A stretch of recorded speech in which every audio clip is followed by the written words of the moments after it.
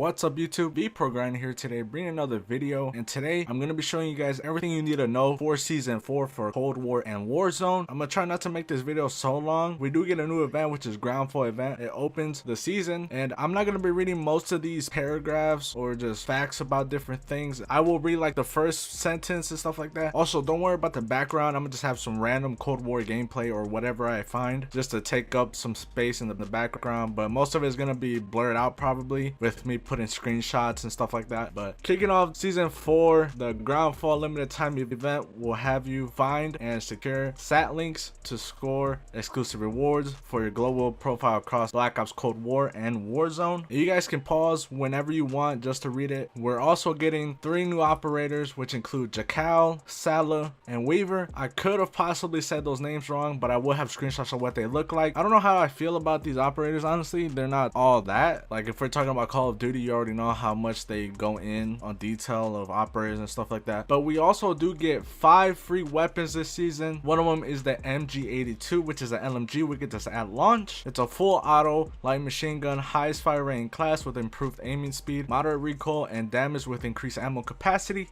And to unlock this gun, you need to hit tier 15 in the season 4 battle pass, of course. The next weapon is the C58. It's an assault rifle. We also get this at launch. Full auto assault rifle, high damage at close range with slower fire rate, fast bullet velocity, and reliable recoil control with less ammo capacity. And to obtain this weapon in Cold War or Warzone, it will be at tier 31. And the next weapon we have the nail gun. It's a special and SMG for Black Ops and Warzone. And we also get this at launch. The slow fire and highly mobile power tool uses compressed air to launch fast moving projectiles that deal high damage at close range. And the next weapon, we get the OTS or Otis 9. It's an SMG. It has great stopping power, phenomenal rate of fire, and the low magazine capacity of 20 rounds. That's really low for an SMG. You're probably gonna need to run a mag for this. It reminds me of a Black Ops 1 weapon. It kind of looks like the Scorpion. Looks like a hybrid of a Scorpion or one of those pistols. I mean, not pistols, SMGs. It reminds me of one of those SMGs back then. And we get a melee weapon, which is the mace. I'm not really into melee weapons like that. That's for you knifing guys out there. I don't really care about this, so I'm not gonna cover that as much.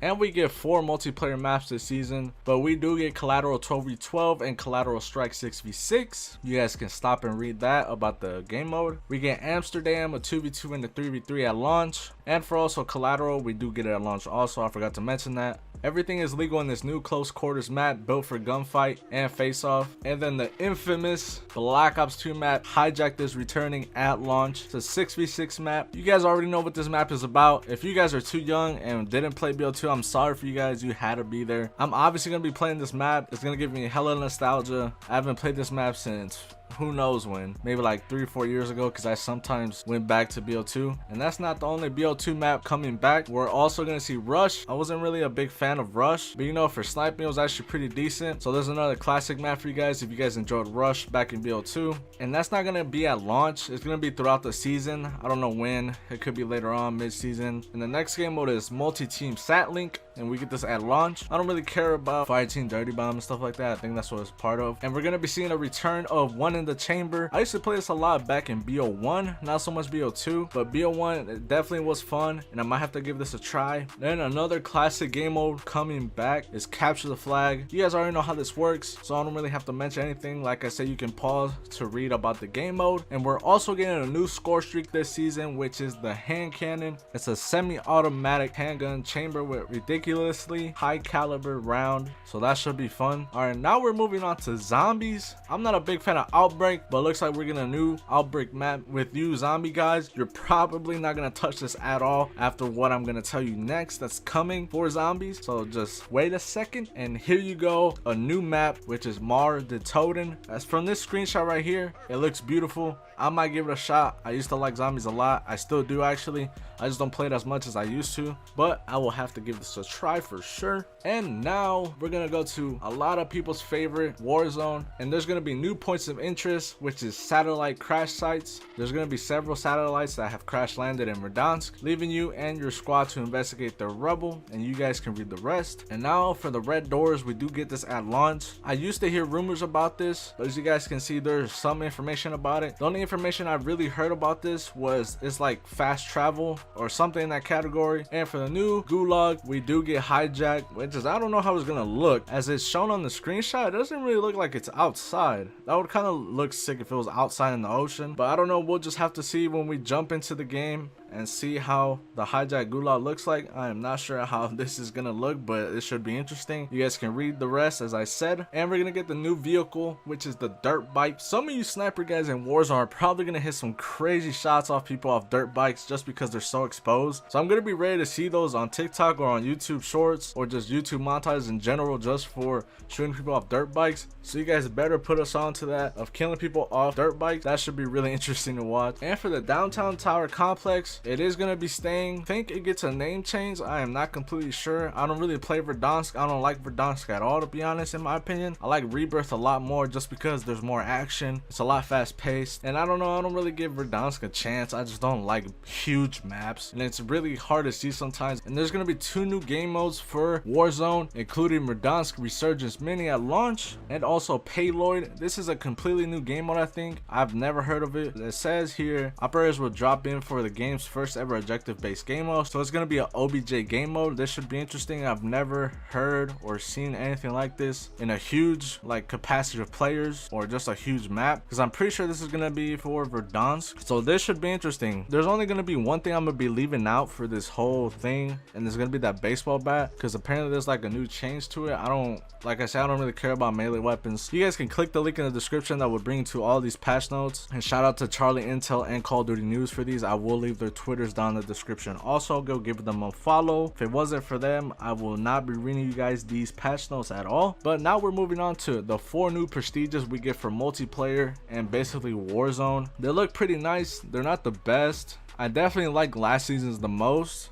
especially like the Jason ski mask. That was actually my favorite prestige icon. Anyways, other than that, at level 50 you get a new prestige emblem, prestige key, a blueprint, a battle pass tier skip. For level 100, basically the same thing. 150, same thing. 190, all season challenges are available. And level 200, obviously you get prestige keys unlocked, and tier skip, and obviously the master prestige calling card, which is one of the best things to unlock. And then from 250 to 1000, you just get 1 prestige key every 50 levels. I really wish they would change these rewards. They've been the same for the past 3 seasons basically, and I'm not a big fan of it. Like, I like the prestiges that they brought back from past CODs. That's cool. I wish we could do more like rewards, like specific blueprints, or maybe even COD points instead of prestige keys every 50 levels. And there's gonna be a new thing for Warzone and Cold War. Like everything else, we're gonna have a gifting system. You will be able to gift the battle pass so you can help out your friends, but there's gonna be probably more information about this later on throughout the season. Here are the update sizes for Cold War. For PlayStation is gonna be 30 gigabytes. For PS4 is gonna be 15.5 gigabytes. For the Xbox Series X and the Series S is gonna be 31